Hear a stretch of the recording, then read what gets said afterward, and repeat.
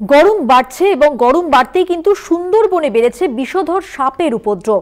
হিঙ্গলগঞ্জের বেশ কয়েকটি জায়গায় রাতে পথ চলতি লোকের চোখে প্রায়শই বিষাক্ত সাপ ধরা পড়ছে এবং হিঙ্গলগঞ্জের এক মৎস্যজীবীর আড়তে 4 ফুট লম্বা একটি বিষাক্ত কেউটে সাপ ধরা পড়ে।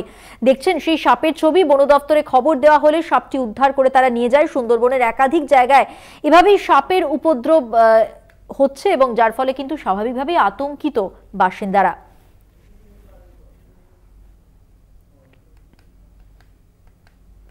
সেই বিষধর সাপ যাকে ধরা গেছে তাকে ধরে কিন্তু বন দপ্তর নিয়ে গেছে ঠিকই, কিন্তু সুন্দরবনে আপাতত গরমের কারণে হোক বা বর্ষা আসছে এই সময়টায় কিন্তু সাপের উপদ্রব বেড়েছে।